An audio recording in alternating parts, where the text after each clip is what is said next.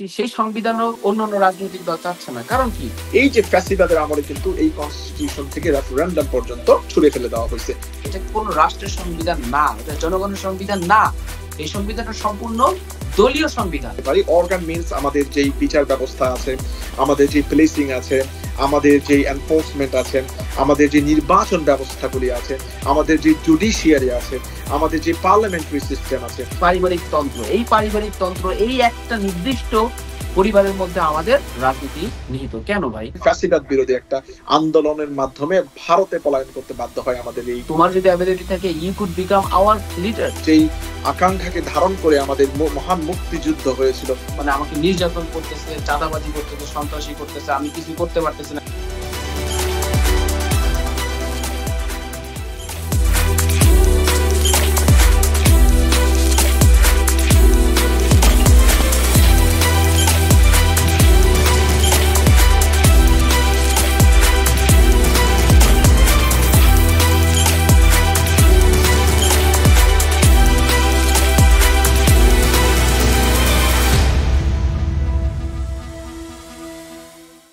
আসসালামু আলাইকুম রাহমাতুল্লাহি ওয়া বারাকাতুহু। আশা করি সবাই ভালো, সুস্থ এবং নিরাপদে আছেন।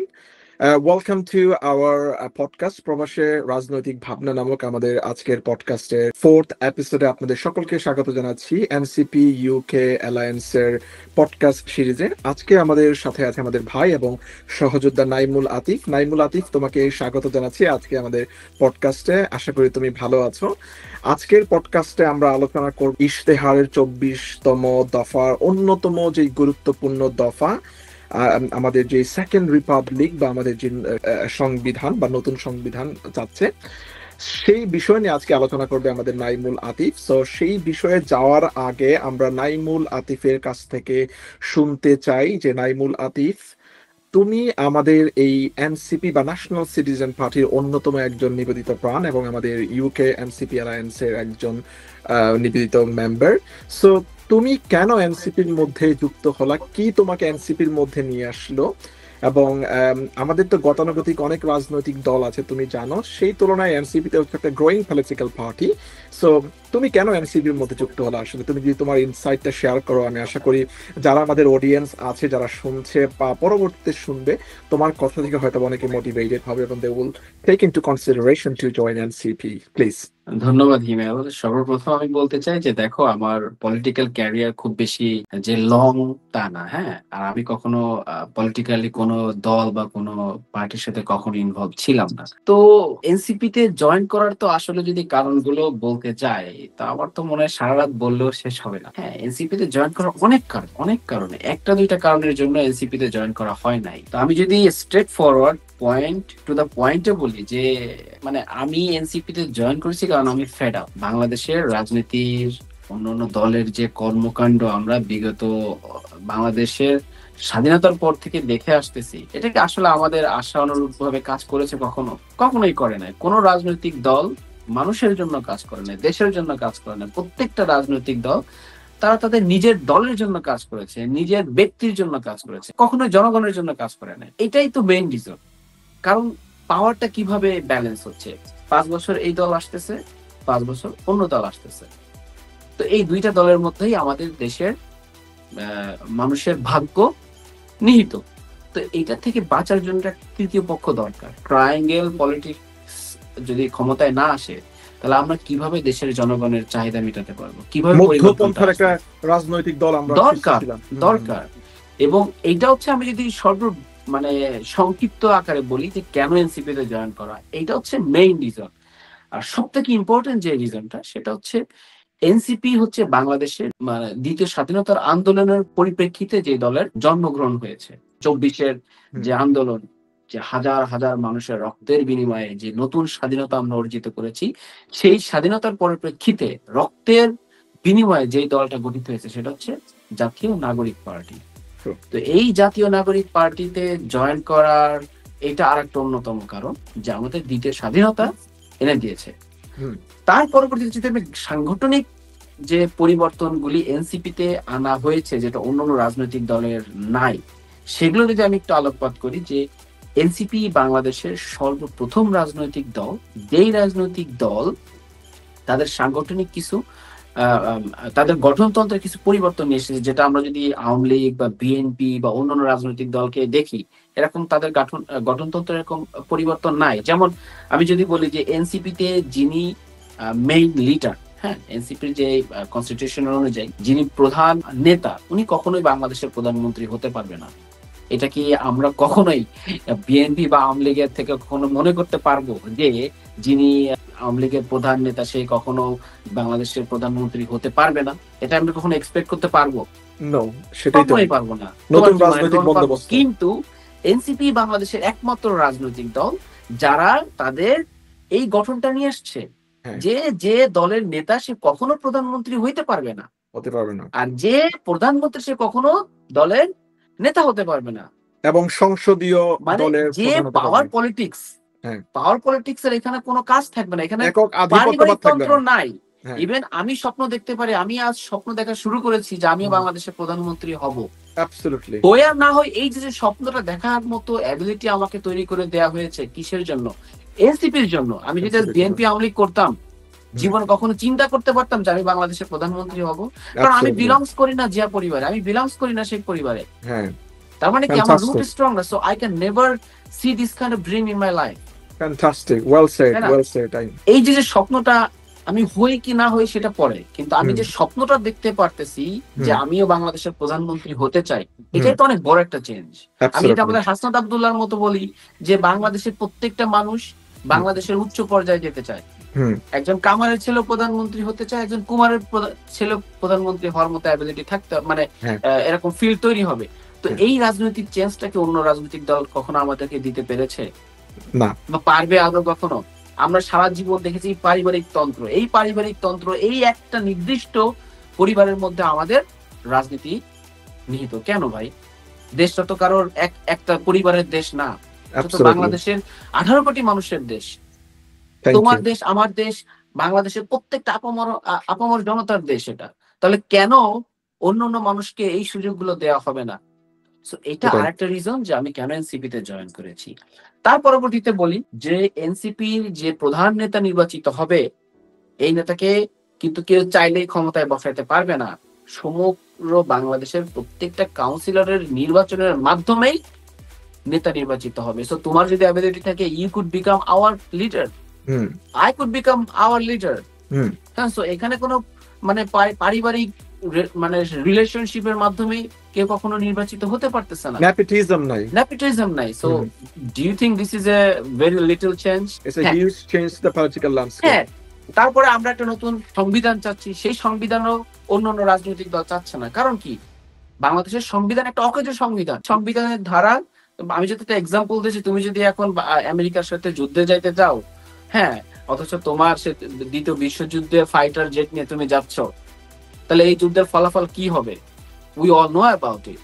তো আমাদের সংবিধানটা হচ্ছে দ্বিতীয় বিশ্বযুদ্ধের ফাইটার, আর বাংলাদেশের পরিবর্তনটা হচ্ছে আমেরিকার সাথে যুদ্ধ করার মতো একটা পরিবর্তন। সো এই আমেরিকার সাথে যুদ্ধ করার জন্য আমাদের 25th সেঞ্চুরির ফাইটার জেট দরকার। সো যেটা আমি এক্সাম্পল হিসেবে বললাম যে সংবিধান, এই সংবিধান যদি পরিবর্তন না করা হয়, বাংলাদেশের জীবনে কোনোদিন উন্নতি হবে না। এটা আমি চ্যালেঞ্জ করে বলতে পারি। যতদিন না পর্যন্ত এই পুরাতন অকেজো সংবিধানকে ছুঁড়ে ফেলা না হবে, ততদিন পর্যন্ত বাংলাদেশের পরিবর্তন আসবে না।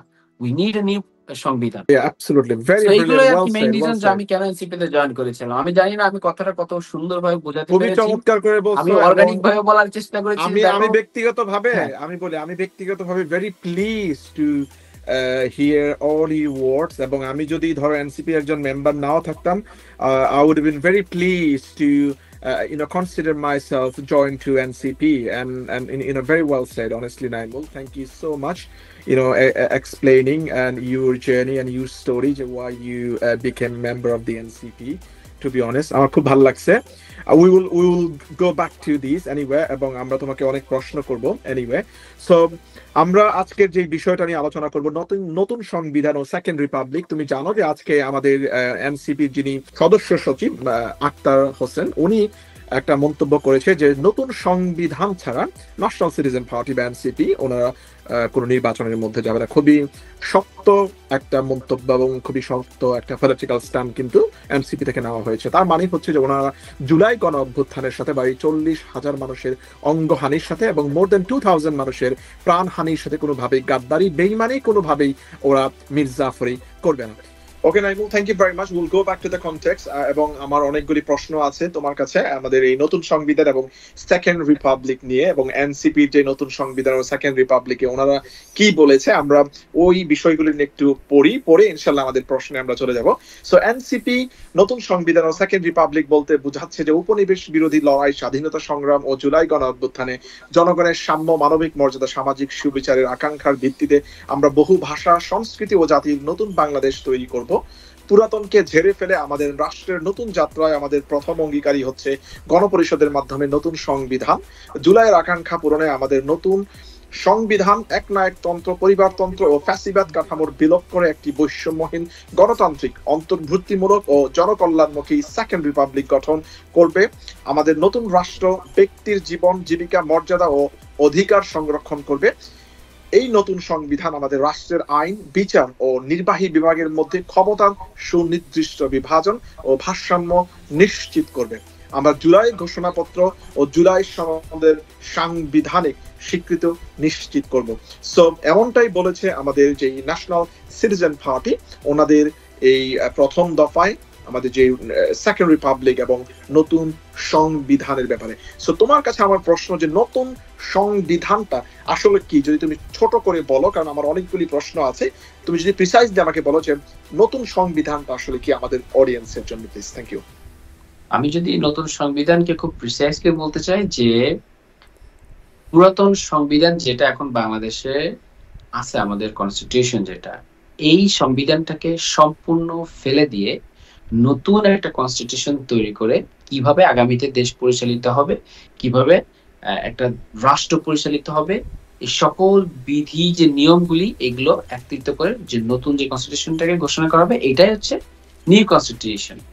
কেন নতুন সংবিধান দরকার? আমি যদি মনে করি যে বাংলাদেশের পরিবর্তন দরকার, তাহলে নতুন সংবিধান অবশ্যই দরকার। কারণ কি, আমরা যেটা দেখেছি যে বাংলাদেশের আগের যে সংবিধান, এটা আসলে রাষ্ট্রীয় কোনো সংবিধান না, এটা একটা দলের সংবিধান হিসেবে কাজ করেছে। যখন যে দল ক্ষমতায় ছিল তারা সেভাবে এটাকে অ্যামেন্ডমেন্ট করে তাদের নিজেদের সংবিধান হিসেবে তৈরি করে রেখেছে, যার পরবর্তীতে মানে দেশের কথা চিন্তা করে কে কখনো সংবিধানের অনুযায়ী চলে নাই। আমি যদি তোমাকে একটা এক্সাম্পল দিই, 1973-তে যখন ক্ষমতায় তখনকার যে সরকারি দল ক্ষমতায় ছিল, তারা কি করলো, তারা ওই 1975-এ এসে তারা বললো যে আগামী 5 বছরের জন্য দেশে কোনো নির্বাচন হবে না, তারা এই সেম পার্লামেন্ট কন্টিনিউ করবে। তাহলে এটা কিসের ভিত্তিতে করলো, মানে কোন সংবিধানের ভিত্তিতে তারা করলো?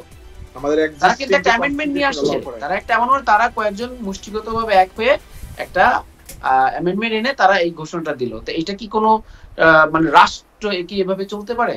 তারপরে কি হলো, 1975-এ যে 15 আগস্ট যে সামরিক কু হলো, তার পরবর্তীতে 1975 থেকে আমরা যদি 1992 পর্যন্ত, 1992 পর্যন্ত দেখি যে বিভিন্ন ধরনের কু এবং পরবর্তীতে পাল্টা কু এভাবে করে করে ক্ষমতা আসার পরে বিএনপি ক্ষমতার মধ্যে আসছিল খুব সম্ভবত 2002 নাকি 3-এ জানি।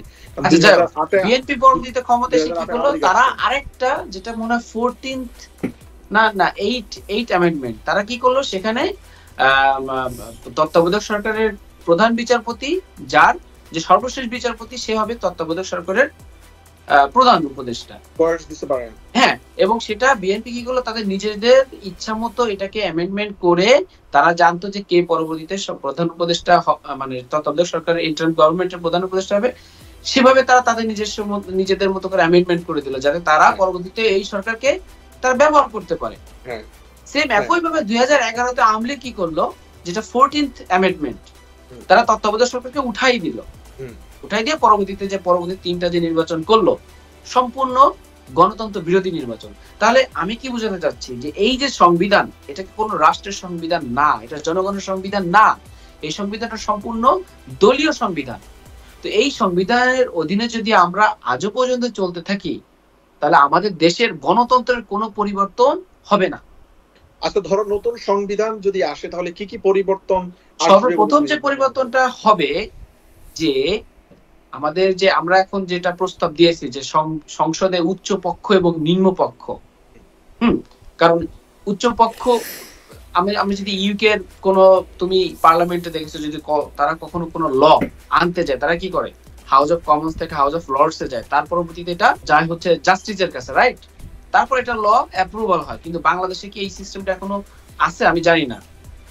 বাংলাদেশে যদি তুমি কয়েকজন মুষ্টিমহ এমপিরা মিলে একটা ল, মানে আইন পাস করতে চাই, সেটা হয়ে যায়, যেটা উচ্চ কক্ষের কোনো বাধা, কোনো অপশন নাই।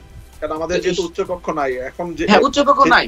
তো যখন নতুন সংবিধানের প্রথম প্রণয়ন হবে যে উচ্চকক্ষ থাকতে হবে, তখন তারা চাইলেই জনগণের বিরোধী কোনো লকে নিজেদের মতো করে ব্যবহার করতে গেলে উচ্চকক্ষ এটাকে বাধা দিতে পারবে। তারা ইমপ্লিমেন্ট করতে চাইলেও পারবে না। এটা সর্বপ্রথম পরিবর্তন হবে। দ্বিতীয় যে পরিবর্তনটা হবে, যে বাংলাদেশের বিচার ব্যবস্থা সম্পূর্ণ স্বায়ত্তশাসিত। কারণ আমাদের বাংলাদেশের বিচার ব্যবস্থা কিন্তু এখনো স্বায়ত্তশাসিত না। যখন যে দল ক্ষমতা আসে, তখন সেই দল সেটাকে এভাবে নিজেদের এজেন্ডা সার্ভ করার জন্য ব্যবহার করে। তো বিচার ব্যবস্থা সম্পূর্ণ স্বাধীন থাকবে। তারপর হচ্ছে পুলিশ প্রশাসন, প্রশাসনিক যে জিনিসগুলো, এগুলো সম্পূর্ণ স্বাধীন থাকবে। কোনো দল যাতে নিজেদের স্বার্থে আমাদের প্রশাসনকে ব্যবহার করতে না পারে, আমাদের বিচার ব্যবস্থাকে ব্যবহার করতে না পারে। মানে এই যে মৌলিক যে পরিবর্তনগুলি, এই পরিবর্তনগুলি নতুন সংবিধানের মাধ্যমে আসবে। এবং এই সংবিধান, এই পরিবর্তনগুলো যখন হবে, তখনই বাংলাদেশে সঠিক বিচার প্রয়োগ করা হবে।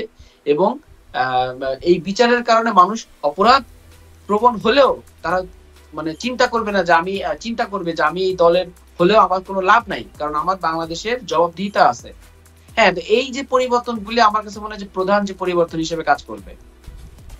আচ্ছা, ধরো এই পরিবর্তনগুলি যদি আসে, তাহলে জনগণের কি লাভ হবে? এগুলি তো ধরো তোমার অবশ্যই জনগণের লাভ হবে। এখন কোন দলের নাম নিতে চায় না, এখন আমার এলাকায় এই দলের প্রভাব অনেক বেশি। হ্যাঁ, সেই দলে যখন যা হচ্ছে, তারা ইচ্ছা মতো আমাকে আমার বিরুদ্ধে মানে আমাকে নির্যাতন করতেছে, চাঁদাবাজি করতেছে, সন্ত্রাসী করতেছে, আমি কিছু করতে পারতেছি না। কারণ কি, উপরের প্রভাব খাটাচ্ছে তারা, তাদের দলীয় যে প্রভাব, হ্যাঁ, সে প্রভাব তারা খাটাচ্ছে। কিন্তু যখন এই জবাবদিহিতা গুলো থাকবে, তখন তারা এই প্রভাব গুলো খাটাতে পারবে না। তো সার্বিকভাবে মানুষ সুষ্ঠু বিচার পাবে। হ্যাঁ, মানুষ সকল ধরনের যে আইনানুগ যে পদক্ষেপগুলো, তাদের বিরুদ্ধে যত জুলুম নির্যাতন, সবকিছুর বিরুদ্ধে তারা সোচ্চার হতে পারবে। এরকম আরো অনেক পরিবর্তন হবে বাংলাদেশে। ওকে নাইমুল, আমার তোমার কাছে প্রশ্ন হচ্ছে আরেকটা, যে নতুন সংবিধান যদি আসলে আসে, তাহলে এই জনগণের কি উপকার হবে? এটা তো রাজনৈতিক দলের উপকার, জনগণের কি উপকার হবে?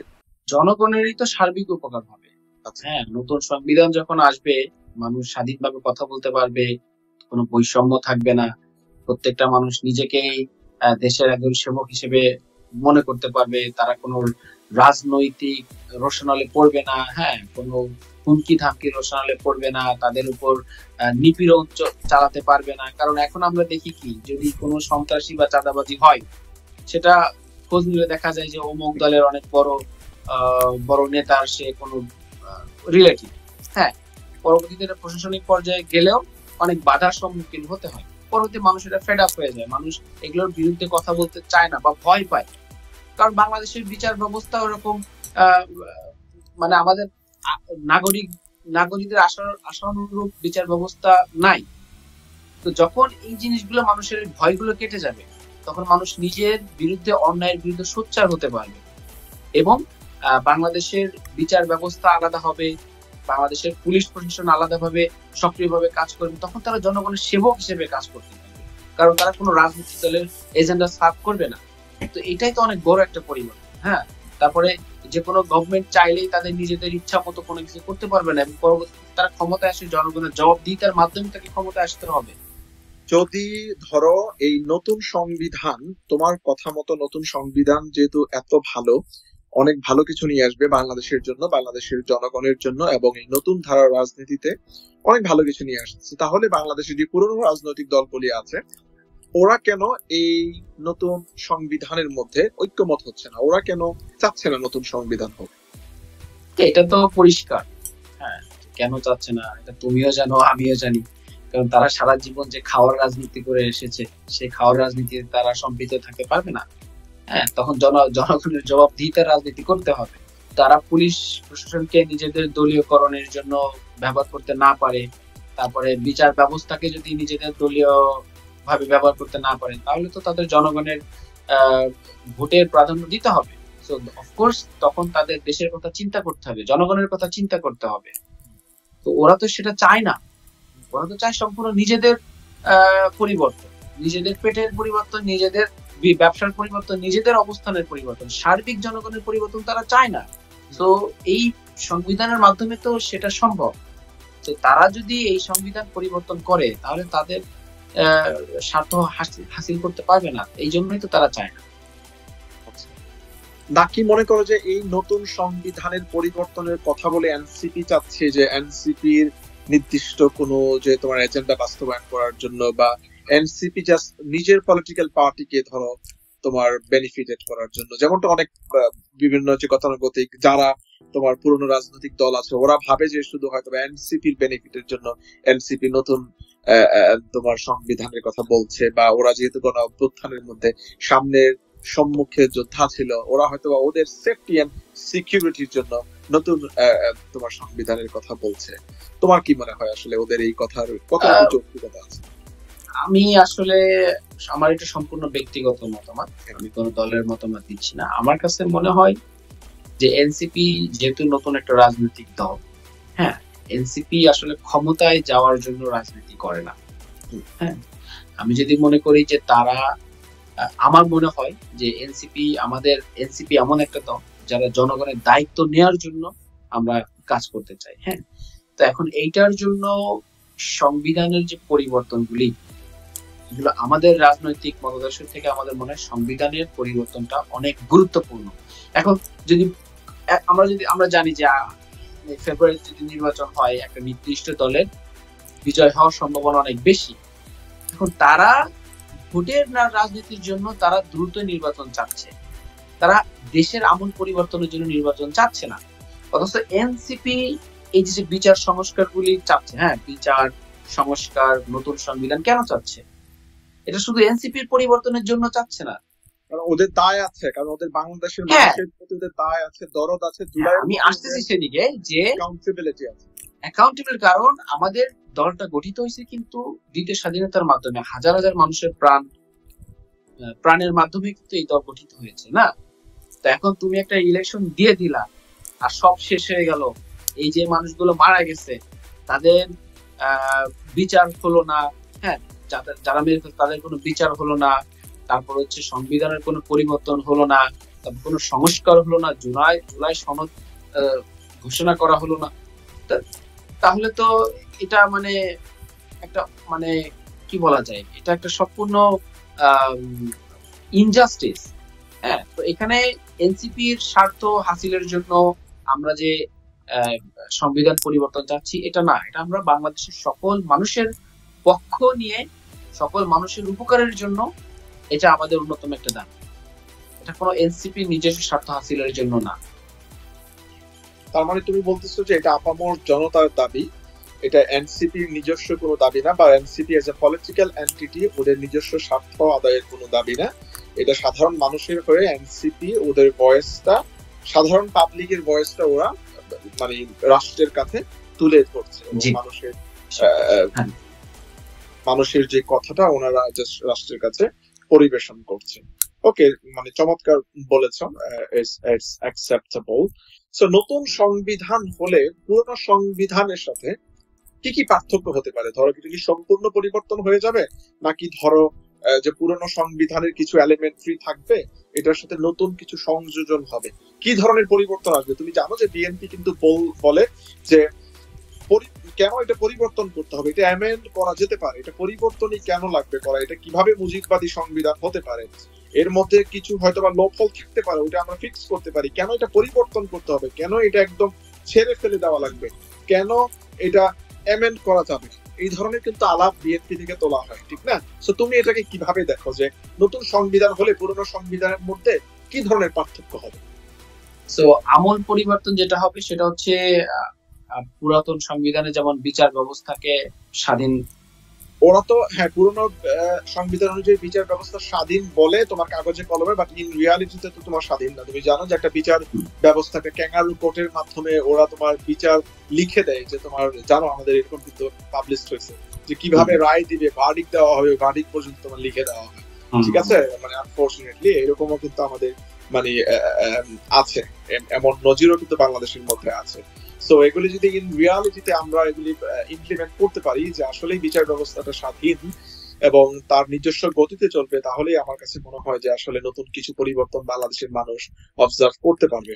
জাস্ট মানে কথার কথা না, এটা আসলে বাস্তবে। আরেকটা প্রশ্ন হচ্ছে তোমার কাছে, যে যদি নতুন সংবিধান না করা হয় তাহলে কি সেকেন্ড রিপাবলিক হবে বলে মনে হয়? না, অ্যাকর্ডিং টু মাই জাস্টিফিকেশন আমি মনে করি যে এটা হওয়া উচিত না। কারণ সেকেন্ড রিপাবলিক তখনই সম্ভব যখন নতুন সংবিধান উপস্থাপিত হবে। আমাদের দেশ যখন প্রথম স্বাধীনতা অর্জন করেছিল, তারপরে তো স্বাধীন ভাবেই সর্বপ্রথম সংবিধানের ঘোষণা করা হয়েছিল। তো 24-এ আমরা দ্বিতীয় স্বাধীনতা পেয়েছি, সেকেন্ড রিপাবলিক। সো এই সেকেন্ড রিপাবলিককে যদি আমরা পরিচালিত করতে চাই, আমাদের নতুন সংবিধান দরকার।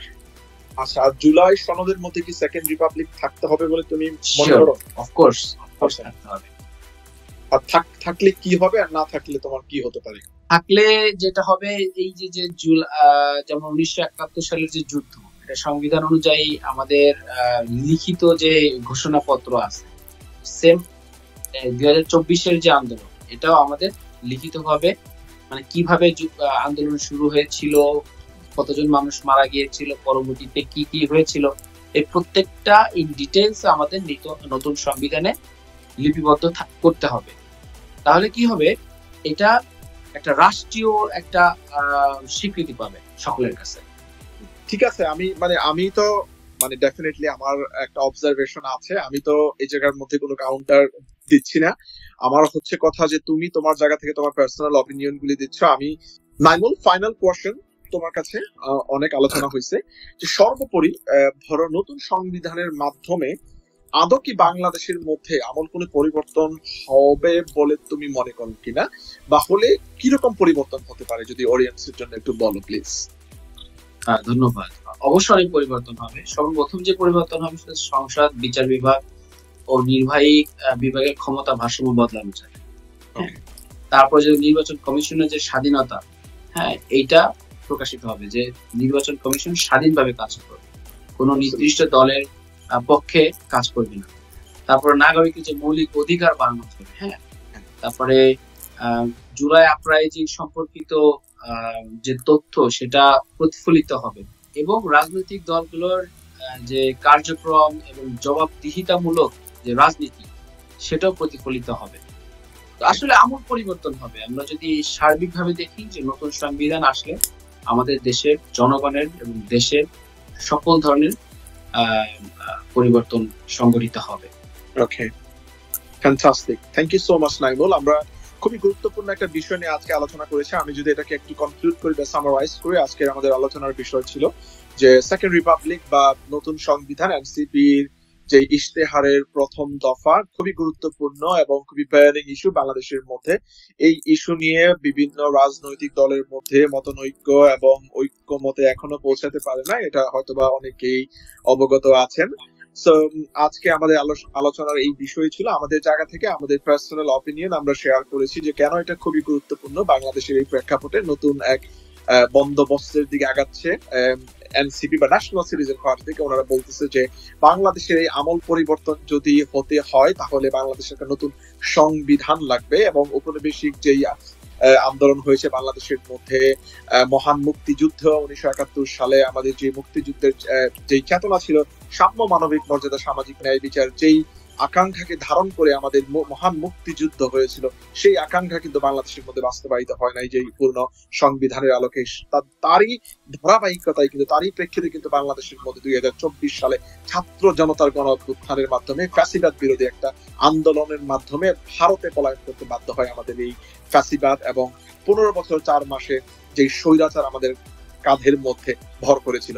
সুতরাং এই ছাত্র জনতা যারা ফ্রন্ট লাইনে থেকে এই আন্দোলনকে নেতৃত্ব দিয়েছিল, তারা মনে করে যে আমাদের এই মেকানিজমের মধ্যে, আমাদের এই রাষ্ট্র ব্যবস্থার যে উইংস এর মধ্যে যেই লোক হোল গুলি আছে, এগুলিকে যদি আমরা চাই ফিক্স করার জন্য, এই অর্গানগুলিকে যদি আমরা ফিক্স না করতে পারি, অর্গান মিনস আমাদের যেই বিচার ব্যবস্থা আছে, আমাদের যে পুলিশিং আছে, আমাদের যে এনফোর্সমেন্ট আছে, আমাদের যে নির্বাচন ব্যবস্থাগুলি আছে, আমাদের যে জুডিশিয়ারি আছে, আমাদের যে পার্লামেন্টারি সিস্টেম আছে, আমাদের এই এই অর্গানগুলিকে যদি আমরা ফিক্স না করতে পারি, তাহলে আমরা বিশ্বাস করি যে আমাদের বাংলাদেশের মধ্যে আমল কোনো পরিবর্তন আনা সম্ভব না।